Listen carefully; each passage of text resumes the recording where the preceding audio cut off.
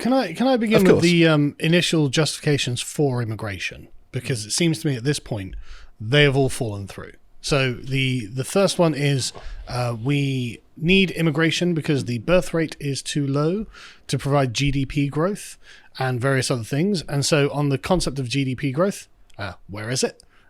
We've had, since about 1997, a total of about 25 million people come in and about 10 million people leave.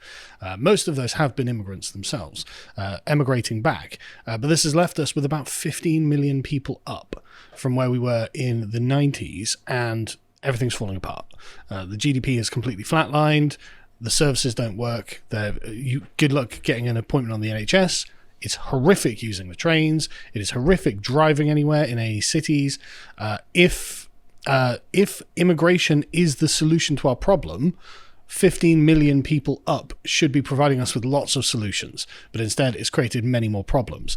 The next thing they'll say is, okay, but the institutions need it because the birth rates have been too low, and immigration, of course, can't improve our birth rate. And in fact, there seems to be evidence that actually it depresses the native birth rate.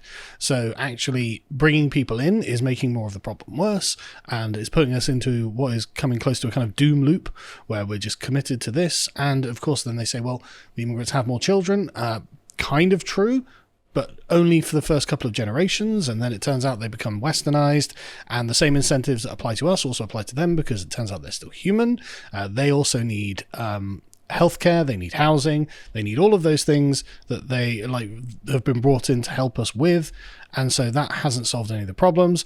And it has also brought in, of course, massive social problems that is not. I don't need to enunciate to the people watching this.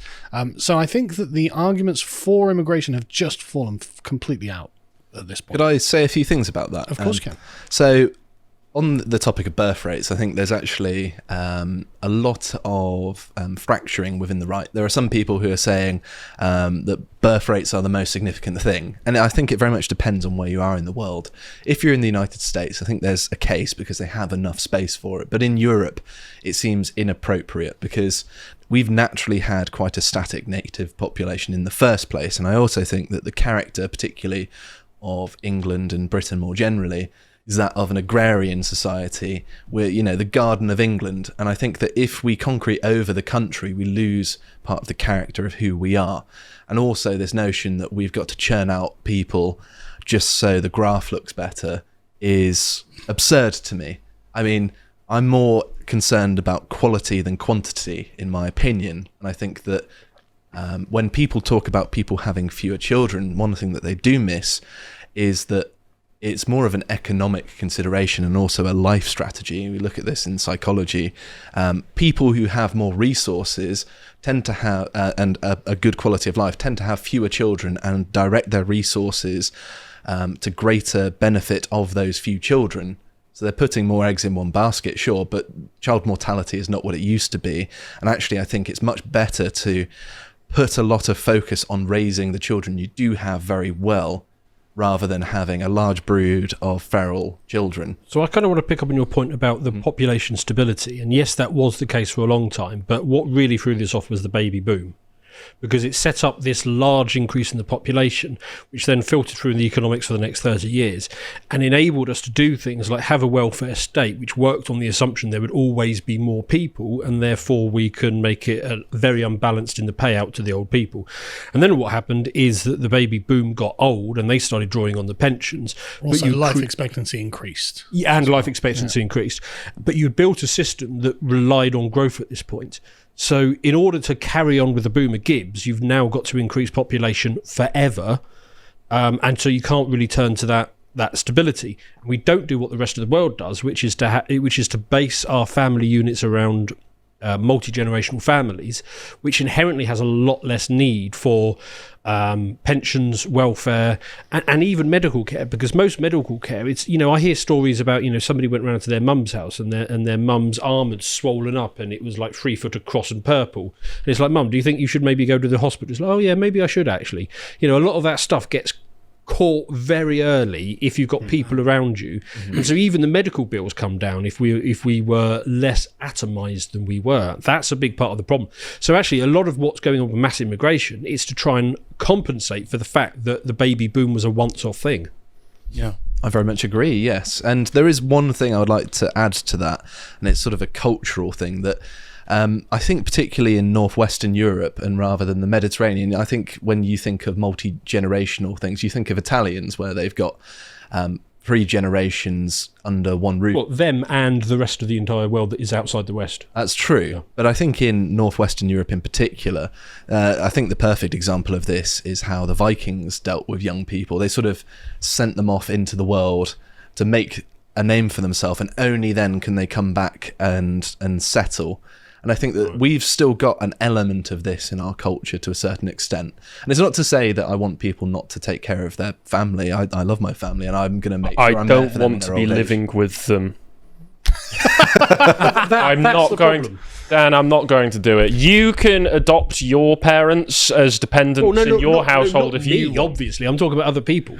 Other people. Yeah, Harry that does- suddenly channeling the spirit of the boomer. No, that doesn't work for me. Yeah, against my parents. I love my parents. I love you very much, but I'm sorry you're not going to live with me. Even my parents, when my grandparents were ill, they were not taking them into the home to look after them. They'd go around more Okay. often. But that doesn't come naturally But to you're them. also not on welfare.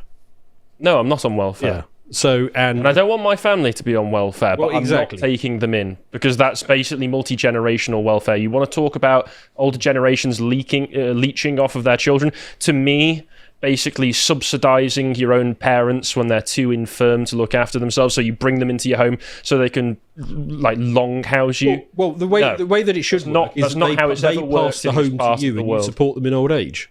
That's how it No, works. I'm nice to them in old age, and I go around and visit, but they have their nice bungalow away from me. But doesn't that require them to have a pension system? It requires them to have some kind of finances. So, but that would have to. My dad has a paper round. So, but like essentially, for most people, that's going to be the pension system, right? Mm-hmm. So, we would have to have at least a certain number of children to maintain the pension system. I Okay. think in an ideal world, people sort of reap what they sow. You don't have to rely on pensions. People just earn enough money in their life because it's not You taxed. could just save so- up money. Yeah, you could save up money and live off it. So rather than getting into the sort of weeds of what would Economics, be, yeah. of economics, I on the sort of natalist question, I think that there are arguments to not look forward to a population collapse that go outside of the purely economic. I kind of don't like it when people are childless actually these days, because there's a distinct character difference in Yes. people who have children and people who don't. I think And- that the optimal situation is that it's as easy as possible for the people who want and are good parents to be able to have a family for as low a financial cost Yeah, as yeah, possible. of course. But there are some people out there that I very, very strongly believe do not are not suited to having children, nor is it desirable for society to facilitate them to have Sure, them. and I'm not saying we should. I'm not in favour of any kind of state benefits at all. I'm much more in favour of the generational looking after one another, and bad luck to Harry's parents. If you would like to see the full version of this premium video, please head over to lotuseaters.com and subscribe to gain full access to all of our premium content.